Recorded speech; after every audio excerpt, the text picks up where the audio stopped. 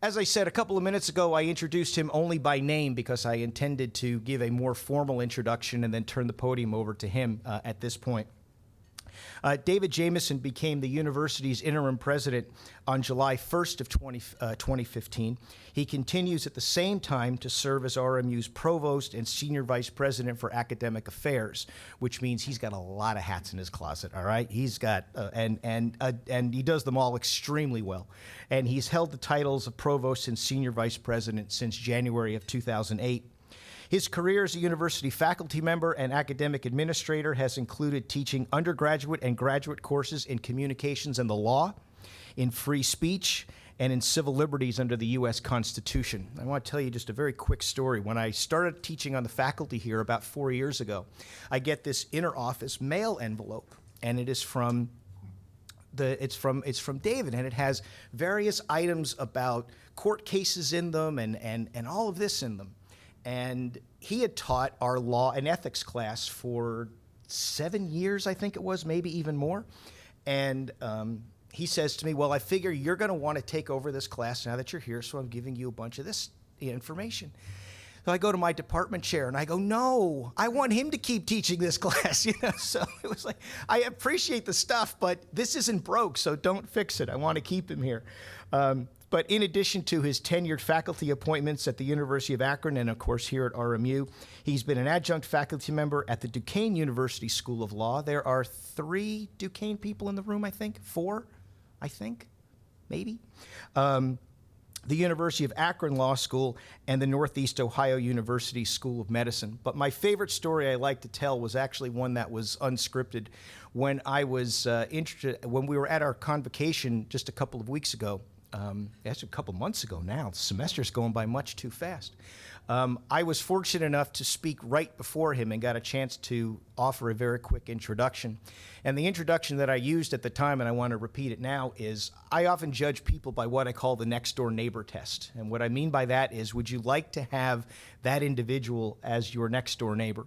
And those of you who know David, and if you know his wife Sue, you absolutely know you'd want them as next door neighbors. They are absolutely fantastic people, as generous as the day is long. And so I am thrilled at this point to turn the podium over to the interim president of RMU, Dr. David Jamison.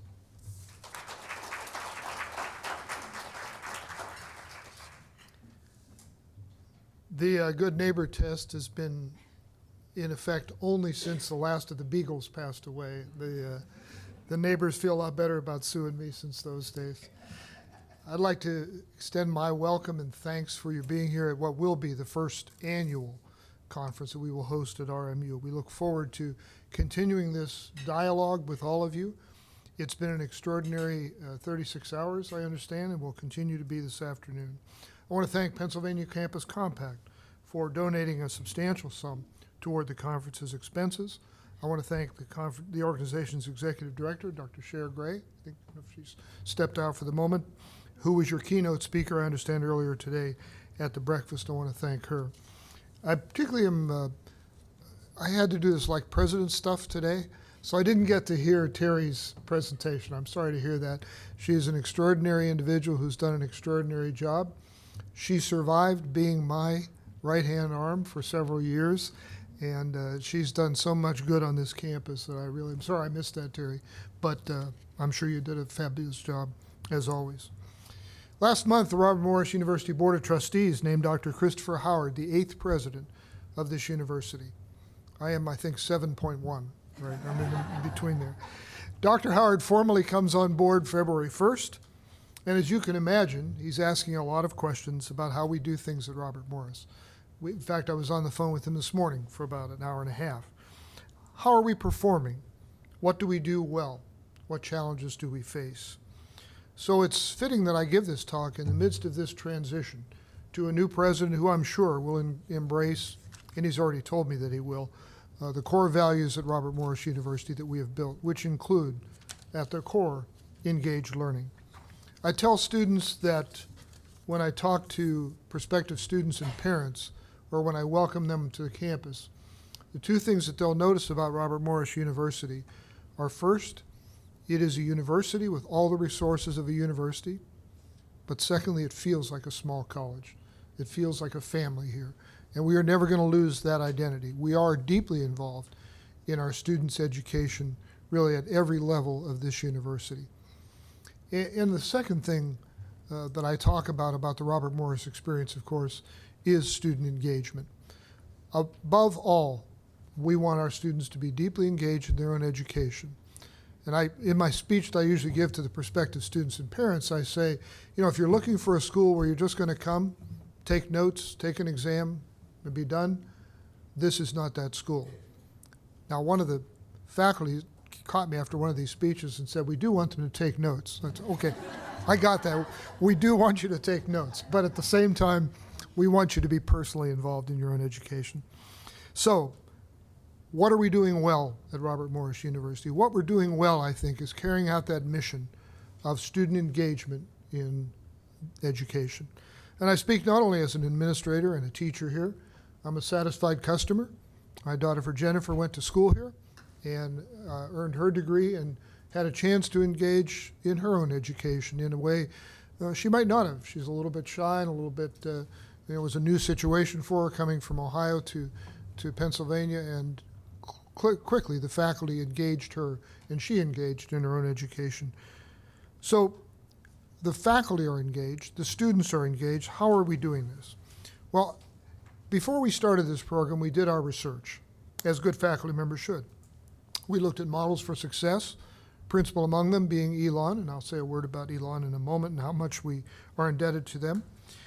It took us about 2 years to fully kick off the student engagement program, including the student engagement transcript that you, I'm sure, heard about from Terry. I'm sure you talked about that, as a formal document of recording what a student has done. And I can't overstate how collaborative this process was. And if you don't have such a thing at your campus and you're thinking of this, I think that was the hallmark of what we did from the start, was collaboration among the faculty, the administration, and some student involvement to think about what this model could look like at our university. Since Dr. Jesse Moore, the Associate Director of the Center at Elon, is Dr. Moore still here? Thank you so much for being here. And I know you had a chance to hear from Dr. Moore. I want to acknowledge the influence of the Elon experience at Robert Morris, how much it's helped us to add value to our organization. So thank you for what you've done. We also wanted, as Elon does, to provide support and professional development to our faculty to help them design meaningful engagement activities. So in addition to the Engaged Learning Program, which I'm going to talk more in just a minute, you heard about from Terry a few moments ago, we launched the Center for Innovative Teaching and Directed Engaged Learning at RMU, or the Citadel. My colleague Larry Tomei is the godfather, grandfather, and father of this program. Larry did an amazing job of coming up with a way to enhance the teaching of our faculty, at the same time to get our faculty deeply involved in engaged learning. Citadel offers a wide range of programs and resources that help us as teachers to improve our teaching, to integrate new technology and new methods, I need to do that, and develop meaningful engagement activities for our students. As we move through the next 5 years of strategic planning at RMU, we plan to place particular emphasis on these categories of engaged learning, particular emphasis on the support that Citadel can provide. And one of those particular areas of emphasis will be undergraduate research. We've done very well in a number of categories, but this university did not have that strong tradition, as many traditional liberal arts schools do. And I think we're really going to be pushing that in the future. And we'll do that without undermining the other categories of the student engagement transcript. Now, I'm sure Terry showed you these and talked about, did you? Yeah, I talked about these. So I want to point out just a couple things, and not to repeat all Terry did, and I'm sure she did an extraordinary job with this. The first category is arts, culture, and creativity. That's interesting that Robert Morris University placed an emphasis on that. Why? Because we're a historically business school. We're a historic school that's focused on professional education. You may have noticed, if you looked at our website, there's no School of Liberal Arts, there's no School of General Studies, there's not even an Arts and Sciences school at Robert Morris. There are 5 degree-granting professional schools. We achieve, I think, a great foundation in gen ed, but we do it through those 5-degree granting schools. So we tended to get business majors, nursing majors, engineers who were focused on the future career. And we had to talk to them a little bit about broadening your life with some knowledge of the arts, and creativity would be a good thing. And unlike where some of us went to school, we may have gone to school, we had a required arts program. And we do now have a part of our gen ed, we have an arts and culture course. But we also wanted students to experience the real thing. You know, you're sitting 17 miles on this beautiful campus from downtown Pittsburgh with all the rich cultural things that Pittsburgh has. And we wanted students to experience that. Leadership, of course, is a key part of the college student experience these days. The goal is, as you see there, to have students think about how they can make a positive difference in their field. I know my daughter Jen, some of you know her, people at RMU have seen her at many sports events. Jen emerged as a leader during her time here, and I don't know if that would have happened if we hadn't had the kind of approach that we do at Robert Morris. Professional experience, of course, has always been a hallmark of a Robert Morris education.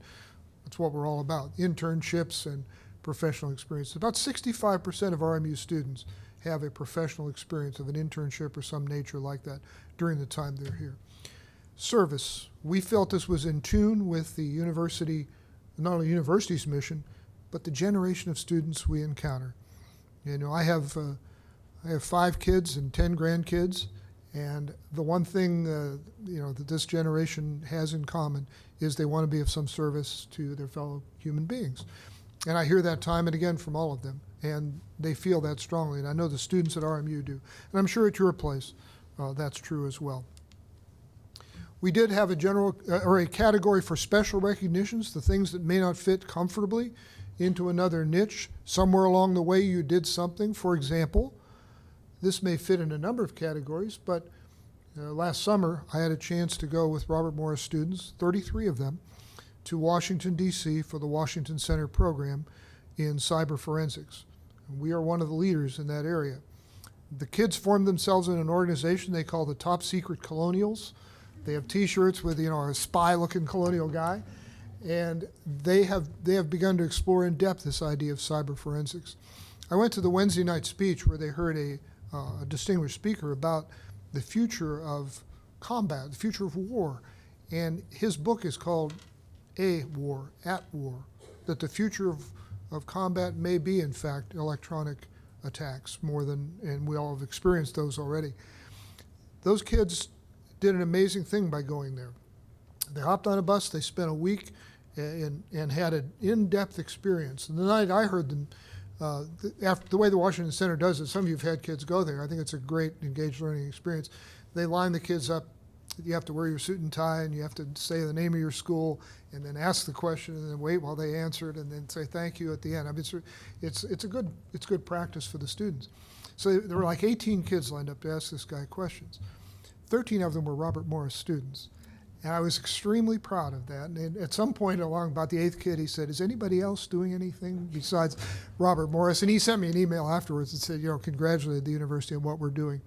And I don't know where that fits other than that's a special recognition that these students were part of this program in such an extraordinary way. We want them to get out and see the world and feel something about the world, as I'm sure you do at your place. And again, for Robert Morris, that's a historic challenge. Robert Morris is one of the 2nd or 3rd least expensive schools in Pennsylvania among private schools, but it's a private school in Pennsylvania. It is costly. It's a financial challenge for many of our students.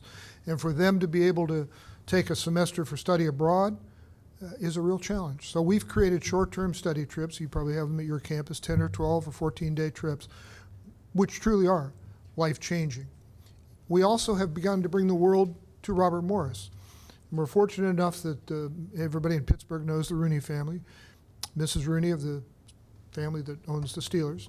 Pat Rooney was a faculty member here at Robert Morris, believe it or not. When I first came, I was as dean. They told me one of your faculty is Pat Rooney. I said, I better do this well. She taught for us. She taught developmental English. She's just a genuinely wonderful human being. At some point, Pat said, and she went to Larry and some other folks here and said, we need to broaden these students' experience. We need to, if they can't get out to the world, we're going to bring the world here. So she created the Rooney Scholars Program. We built a house on campus. Every semester we have a Rooney Scholar come to campus, live in the home, entertain students, give a variety of lectures, and many of them teach courses here as well. It's been a remarkable way to broaden our experience. Whether you have an angel like Mrs. Rooney or whether you have other means of financing this, it's been an enriching experience for our students, particularly for the situation we're in. I went to a small liberal arts school. My other daughter did as well. And your check sheet, your graduation requirements tend to be more flexible. You got more electives. At RMU, some of the check sheets have no electives at all. So for students to take that time abroad is difficult. So we bring the world to them in some ways. My younger daughter was at the liberal arts school where she went. Maybe somebody's here from that school. And she was a junior. And I was talking to her and I said, so Denise, what did you finally decide to major in? And she said, I really should think about that. So, that's a different approach to education than we have at Robert Morris. She had a lot of electives, and she used them all, although she graduated very successfully.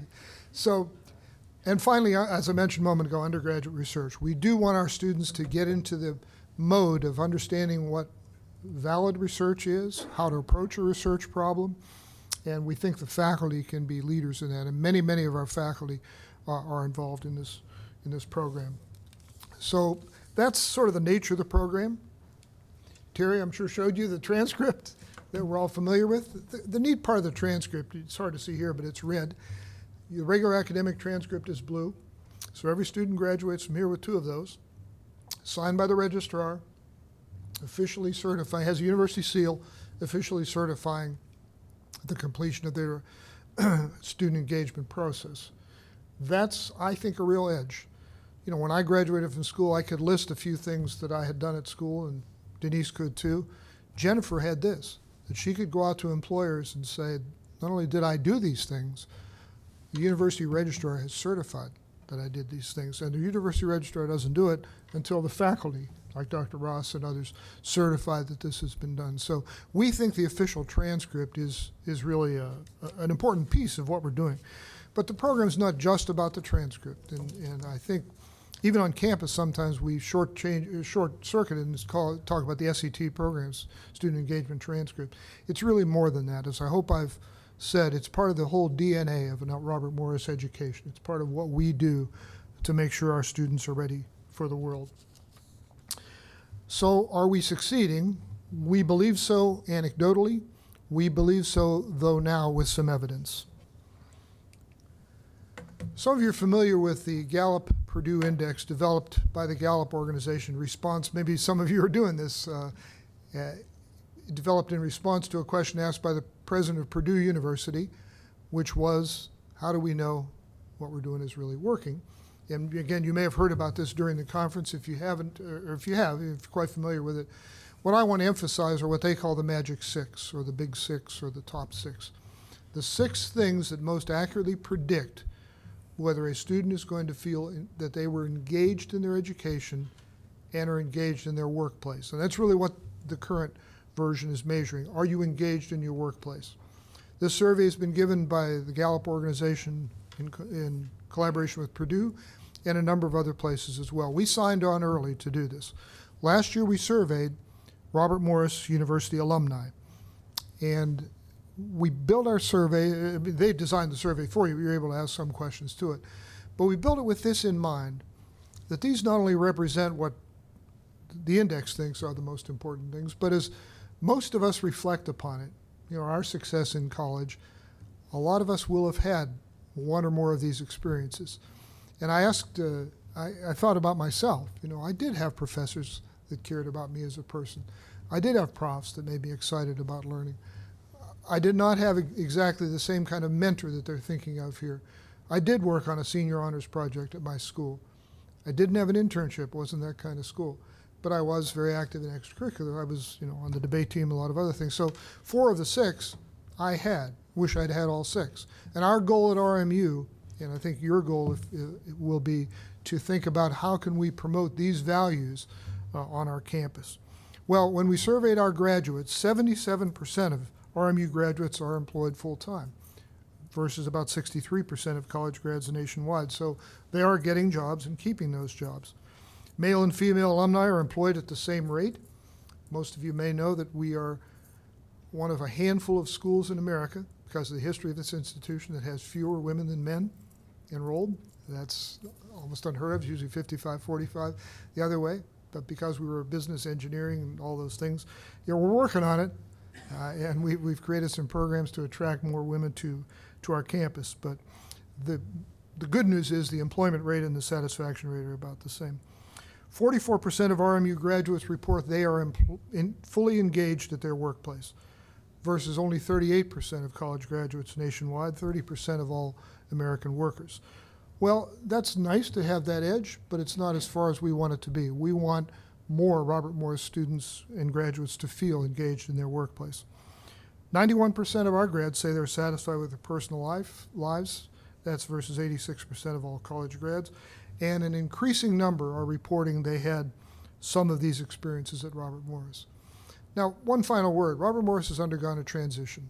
And if you've been around Pittsburgh, the folks from Duquesne and others from the Pittsburgh area know this was once pretty much a commuter school. When I came in 2002, my first day at school was the first day they became a university, so it's kind of my history coincides with theirs.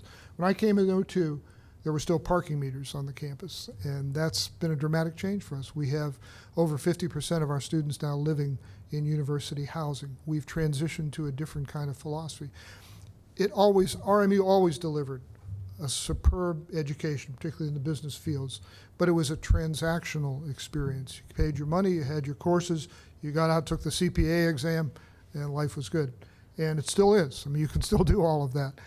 But we want people to have an even richer experience than that. So we want them to be engaged on the campus. So this is a valuable tool for giving us some idea of what we're doing right. And in these 6 things, to encourage us as administrators and the university faculty to do more of these things, to think more consciously of our roles as mentors. Whether we believe it or not, many of the students see us that way, and I think many of us act that way.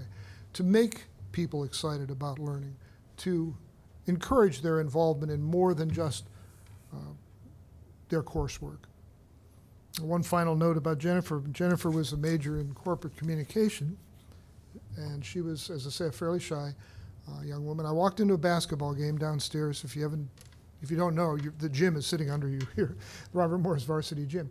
I walked in, and Jennifer is running the camera to record the basketball game. She didn't know a basketball from a hockey puck, but she had this experience, and she took on the challenge, and she did a great job with it. That's what she got excited about it. She got excited about learning that new thing, and that's so true in many of our ways. And I would be remiss to end this without acknowledging, certainly, I think, the leader among our faculty in making sure students have an extraordinary, enriching experience. Professor Carl Ross has taken 90 trips to Nicaragua during his faculty days at Duquesne and now here at RMU to take students to experience life and culture and healthcare in a challenging environment in Nicaragua. These students many of them are meeting their community nursing requirements, but others go for the enriching experience. That's the kind of faculty member that I pay tribute to, Carl. And he's not the only one, but he's certainly the leader. It's pretty hard for any of us to match that kind of record. But more and more faculty are beginning to think about, what can I do, something similar to what Dr. Ross does, to get my students engaged and excited about learning. I'm excited about the conference. We look forward. I hope we can do this again next year, as you suggest. And you'll come to me for money, and we'll make it available. That's all good. And yeah, that's right. Unfortunately, they've all heard it now, right? There you go. Thank you, Ray, for being here and for recording the event. And thank you all for being here. I hope this continues to be a rich conference, and I appreciate your interest in this topic that's very near and dear to our hearts at Robert Morris University. Anthony?